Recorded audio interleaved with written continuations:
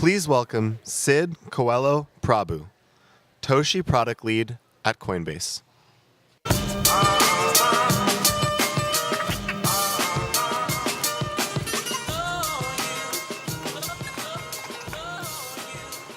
Good afternoon, everyone. I'm going to give you guys a second to settle in.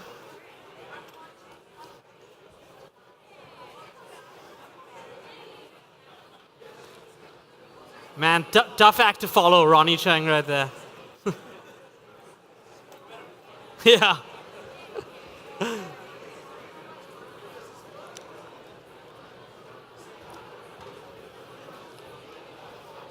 All right.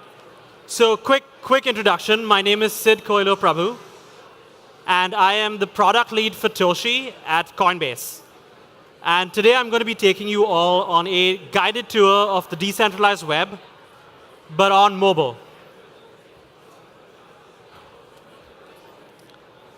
So before we get into today's decentralized web, I just want to take a quick minute to reflect on the year that was, and where we started a year ago and where we've ended up today. So some of you may recognize this guy. That's my boss, Brian Armstrong, co-founder of Coinbase.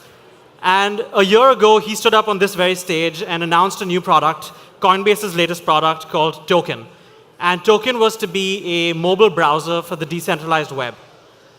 Now, we had some idea of what we were going to build, but I think we had no clue just the sheer amount of biddling and innovation that would happen in the next year to come. So if I were to shortlist some of the highlights, I would say that here's the first one, the big one, right? So ERC20, the idea of programmable money, and the idea that anyone, anywhere in the world could just spin up a currency and use it to raise funds. Very powerful. And then as an extension to that, 0x, the idea that any two people could trustlessly exchange their assets without having to rely on an intermediary, without worrying about the exchange getting hacked. Next big milestone, ERC 721, or as they're better known, CryptoKitties. So the idea that you could now have unique tradable assets that anyone could own, and then once again just trade them like as if they were real world assets. And then finally, the one thing that I'm most excited about, which I'm going to talk to you about today, is dApps, or decentralized applications. Now, looking at all of these kind of innovations of last year, what does a mobile browser for these products look like? Like, how do you create something that will allow people to use all of this? So it starts with a wallet. So a user-controlled wallet that stores not just your ETH, but also your tokens and your collectibles. Then a dApp browser that lets you both discover new dApps for people that are new to crypto and new to the Web3, as well as actually use them. And then finally, a messenger that lets you send money to people, and not to 40-digit long hash addresses, to actually send money to friends and family anywhere in the world. So coming back to dApps, I think it's become very clear over the last 6 to 8 months that dApps are the medium by which most end users will experience the decentralized web. At Coinbase, we think that these are the vehicle that will take us from the initial investment phase into the real phase of people, what we call the utility phase, where people are actually using crypto. And the reason dApps are so powerful is because they build on the 2 decades of experience that we all have with building consumer experiences for the web, with tech like HTML and CSS and JavaScript. And then they add a little bit of this Web3 magic. And so what that means is that when I open a decentralized Web3 browser, I show up at a website. That website can now see my wallet, and then knows how to interact with me, and lets me interact directly with the blockchain. And that's what makes dApps so powerful. A year ago, we had less than 10 live dApps, and now that number is at over 1,400. So there's been an explosion in dApps, and that number is growing very quickly as we speak. And until recently, most of you guys have probably used MetaMask, and the only way to use dApps was on the web using MetaMask. And now with the arrival of mobile browsers like Toshi, people can access their dApps, access their tokens, their collectibles in a form factor that's much more convenient. And this is really important because if you look around this room, you'll see there's more people that use their mobile phones and spend more hours on their mobile phones than people even use desktops today. And if you look around the world at emerging markets, you look at India, you look at China, you look at Africa, for at least 1 billion people around the world, the only way they can access the internet is through mobile phones. And so if we want to start a revolution, it has to be on mobile. So I think a lot of dApps have taken the cue in the last few months. This is a short list of dApps that work well on mobile. If you open Toshi, we feature over 50 of them. And there's exchanges, there's collectibles, there's social media, jobs, and I'm going to take you through a tour of all of this. So with that intro out of the way, let's go down the rabbit hole and kick off our tour of the decentralized web. So our first stop is we're still in fiat land. We need to get over into crypto land. So we're going to open the buy widget on Toshi. This is a sneak peek. We're going to release this in the next couple of weeks. But it makes it really easy for me to jump into my Coinbase account, buy a little bit of crypto, and send it directly into my user-controlled wallet. And so in a few seconds, there we go. We bought ETH. And now that we're armed with ETH, we can go token shopping. So because Toshi is a neutral and open platform, we feature a variety of decentralized exchanges. So you can see we already feature around 7 or 8 of them, and there's 2 or 3 more coming. So in this demo, I'm going to use Oasis Direct because it's really simple. We're going to buy some DAI. So let's buy around $30 worth of DAI, which is a stable coin. And then we're going to go to the wallet, the Toshi wallet, and there it is. So our tokens have showed up.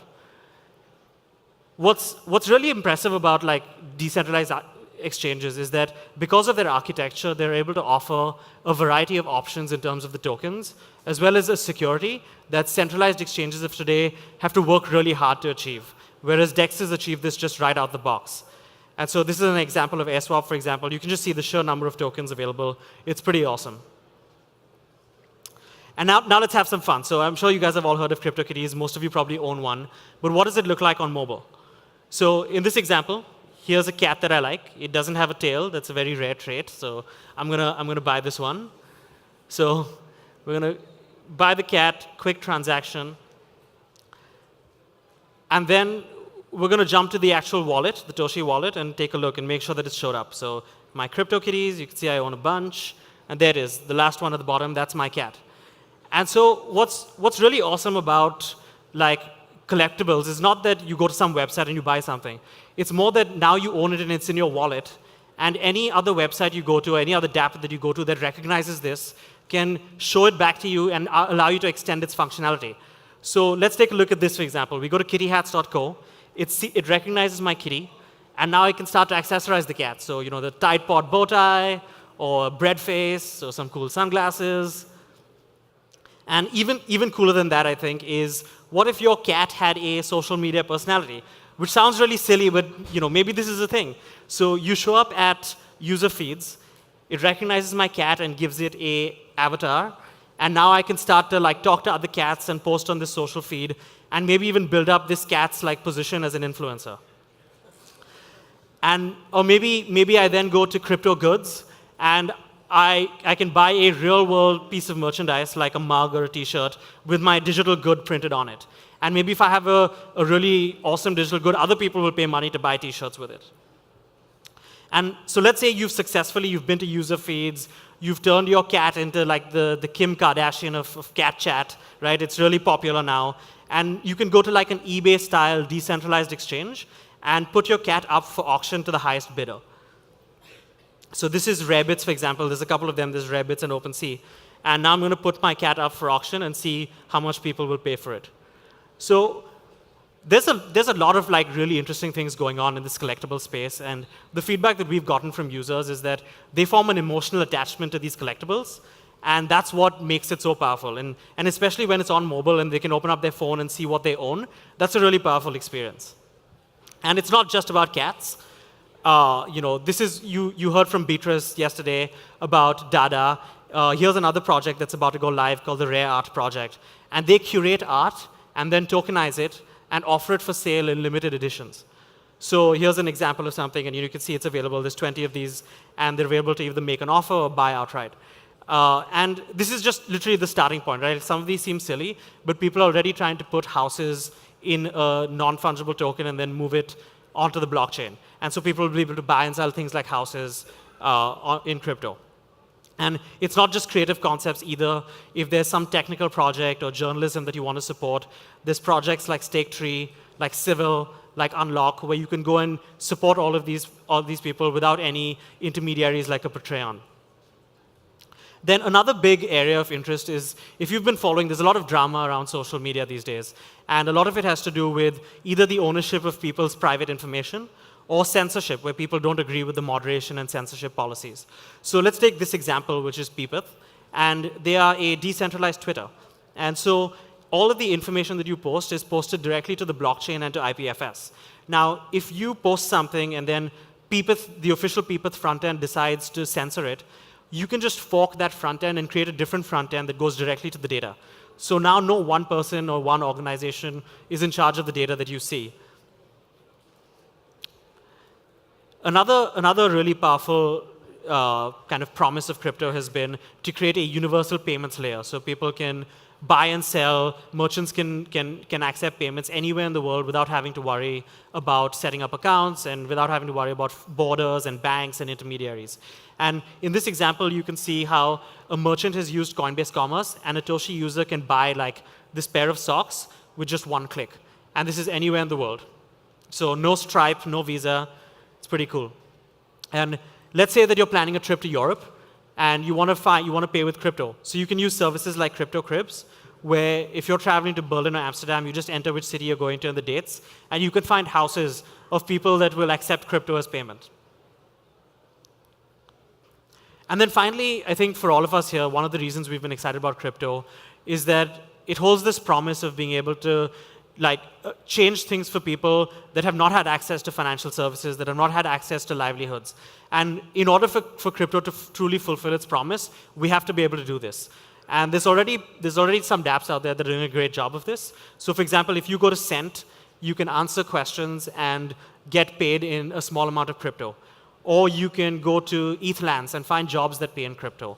Or Bounties Network or Gitcoin, where you can solve a bounty and get paid in crypto. And so this is what will help us get from 1 million people to many more and to reach emerging markets, is giving people the opportunity to earn. So that kind of sums up where we stand today and what it looks like to access the decentralized web. I hope that one day we'll look back and say, oh, this is really cute and really funny, and we've come a long way. So this is a bit of a time capsule. But what are we really excited about in the next few months, right? Identity is going to be huge. We feel like identity is going to unlock use cases like being able to create an identity on the blockchain, build up credit, get access to financial services, right? I think all of those will get unlocked, being able to secure your private keys. All of these will get unlocked by having an identity on the blockchain. Next is state channels. If you've been following them, they will massively reduce latency, reduce transaction times, reduce transaction fees. And then there's protocol-based dApps, which are, if you've followed the 0x ecosystem, right, we've seen this whole mushrooming ecosystem that came up around a protocol. And we think we're going to see the same thing with other protocols like Dharma, which allows lending, or LivePeer, which is like a decentralized YouTube-style protocol. And there's DYDX and SET protocol. So we feel that all of these are going to create an entire ecosystem of like dApps that users can actually use. Next is token-curated registries. Very nascent technology, but we feel like there'll be a great opportunity and a great tech to help with curation and sorting of information on the web. And then one thing that we spend a lot of time on at Toshi is just the user experience. We've onboarded thousands of users that are new to crypto, and overwhelmingly, I can say that our insight has been that the experience is just too damn hard. There's too many technical barriers to adoption. So users have to learn about private keys and public addresses and gas limits. And it's just too much. We can't expect this of users. Once again, if we want to get from 1 million to 1 billion, all of us here as a community, the early adopters, have to figure out ways to reduce that barrier to adoption. And then one last thing I'd say is that, despite all of these predictions, I don't think any of us know what's coming next. I think if you just look back at the year, and we started in one place and we ended up entirely in a different place. I'm really excited that we're building the infrastructure layer, but I can't wait to see what exciting dApps that you guys all build and that the community builds. So I'm really excited to see that. So one last plug is, if any of you like what you've seen today, we're actively hiring at Coinbase. And so come talk to me outside of this. We'd love to talk with anyone who's, even if you're new to crypto, we're trying to grow the community. And so happy to talk to anyone here. Thank you.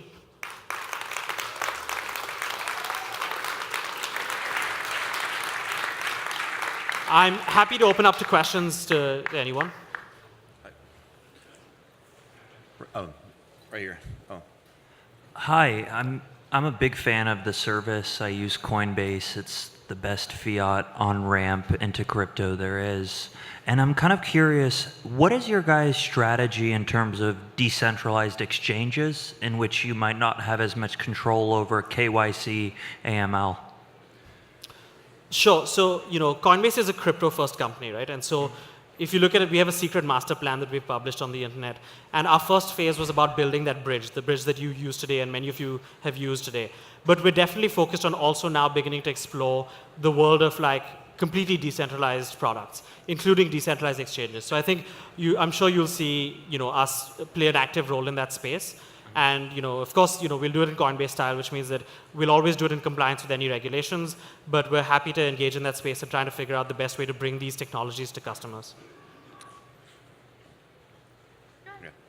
I have two questions. So Sure. the first one is Cypher, right? So Coinbase acquired Cypher.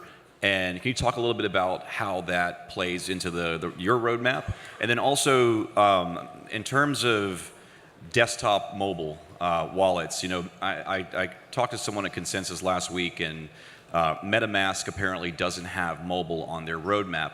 And Toshi and Cypher are mobile-based, but there's no desktop. Who is going to bridge the gap between desktop and mobile wallets? And is that on your roadmap? Sure. So let's take your first question about Cypher. We started to talk to Pete a few months ago, and it turned out that we had very similar visions. We were building essentially very similar products. Our product style at Toshi was to build a very, very simple product that was for absolute beginners, and we hid away a lot of the complexities. And Pete took a slightly different approach of creating something that was really useful for power users, for developers, for people that are already in the ecosystem. And what we felt was that it would be a great opportunity for us to combine forces. Pete's an incredibly talented developer, and so we were lucky to have him on board. So that's your first question about Cypher. And then secondly, about our roadmap, I think it's probably true that there should be products that span platforms. I think the overall vision is that people want to be able to, when they use the decentralized web, it shouldn't matter which platform they're on. There should just be one experience. So I can't speak concretely to our roadmap, but I think that's definitely something that you'll see is that over time, products will emerge that sit across both platforms. Hi, thank you so much. My name is Ronnie Rose. I'm representing ETH News. My question is about owning your own data with Toshi. We talk a lot about owning your data with blockchain tech. With today's mobile apps, I can choose to sign into an app with my Facebook account and share my data with them. What do these apps see? For example, the kitty hats, they got to see the kitty that I purchased. What do these apps get to see about the rest of my data? Sure. So as of today, the way Web3 works is that as soon as you show up at a dApp, the Web3 browser injects your Ethereum address. And so what will happen is that the dApp is then able to look at your Ethereum address and look at your transaction history. Now, there's a couple of things that we're trying to do to fix that. So the first is to stop injecting Web3 by default. And that's actually a community standard. That's the way Web3 works today. But we need to move to a point where it doesn't inject it by default. Another way to do it is to improve the privacy, is to support multiple addresses. So you can use a different address each time. So a dApp can't see what your previous transactions were. And then the final version would be a full identity-based solution where every time you show up at a dApp, you get to pick what data you share with that dApp. And you could have your name, your email address, all your private information stored locally on your device. And then you choose how much you want to reveal in any interaction. So I think there's a spectrum of evolution there that we're working on. With today's technology that we have in the Western world, the modern world, it almost seems that we don't necessarily have a real need for it. But in developing communities, I definitely see a need for it. They don't have PayPal, for example, where they can just buy something instantly online. Do you see this really penetrating the more modern world and developed world? Yeah, so Toshi, from the very beginning, a focus of ours has been to work as much as with the emerging world as the Western world and the early adopters. I think there's a conflict where the early adopters tend to be in the Western world and privileged nations. But then what we tried to do was we launched on Android first before we launched iOS, because we know that the majority of the developing market uses Android phones. Our install size is only 6 megabytes. And so we're trying to make a product that's really lightweight that works in those areas as well. And hopefully, as more dApps are built up and people are able to borrow and access financial services, it becomes more and more compelling for people in emerging markets to use it. Okay, thank you. Yep. So there seems to be a big focus on the censorship question with regards to these decentralized apps and the social networks on them. But as we've seen with the web now, which is very censorable, it's been overrun by like Nazis and radicalizing forces. Where is the ethical responsibility to protect people who aren't just the tech elite in this room and these early adopters? So when we grow out the ecosystem, where's the ethical responsibility to protect people from Nazis and trolls and other forces and propaganda or whatever? Is there one? Sure. I can't speak to how social networks will evolve, but my gut tells me that essentially what will happen is that the basic underlying data is always going to be, raw. And anyone is going to be able to access the raw data, just like you saw with PPIP in my presentation. But what will happen is that you'll probably see an emergent middle layer where people can choose to have moderators. And so they can choose to go to a feed that moderates some of that information and presents it in a more useful way, or protects people from like Nazis and trolls and other influences that they may not want to be exposed to. So the idea is that people can choose to filter their experiences in the way that they see fit, as opposed to having it done for them. Thank you. Yeah, I have a question about the widget that you're planning to roll out to be able to buy Ether within the app. I'm also causing feedback. I apologize. So on May 8th, I tried to buy some Ether from CoinDesk in order to be able to, Coinbase, I'm from CoinDesk, to be able to try out PPIP before your presentation. I got an email yesterday saying that I would have it by May 17th. So will that be any faster, this widget? Sure, yeah. So I think part of that is to do with what method of purchase you use. And so just because of fraud concerns and just the way, the traditional financial system works, which was Coinbase as a bridge is still burdened with many of those aspects. So if you use a debit card, it would be an instant payment. But if you use your bank account, then it's going to be as much time as it takes for the ACH to clear. And so that's why you see a delayed payment. But if you bought with your debit card, you'll be able to see it instantly. Thanks. Yep. You have time for one more question? Sure. Yeah. Hi. Hi. So you are talking about the apps and building apps for the platforms. What about the PWAs, like progressive web apps, like instead of building the apps for the platforms to make it more accessible, are you thinking of PWAs? And also, the browsers are also coming up with these APIs, like payment API. So do you have any thoughts on that, or any roadmap or plan, or working on those? Sure. So one of the core things that a Web3 browser does for you is to securely store your private keys. And it does so in the secure enclave of the phone, where it can't be accessed by anything else. And then everything else about it is just a regular browser. Now, the issue with the progressive web app as of today is that there's no way to securely store the private key in the web app without exposing it to the actual web app itself. Now, if you expose your private web app to the dApp or to the website, then you're in trouble, right? They have access to your funds. And so until PWAs are able to securely store private keys, it's going to be a problem. So what we hope is that maybe there's a solution where you install the wallet functionality natively, and then that can talk to the PWAs and interface in order to sign transactions. So that's definitely on our roadmap, and I think that's how things will evolve. All right, thank you, everyone.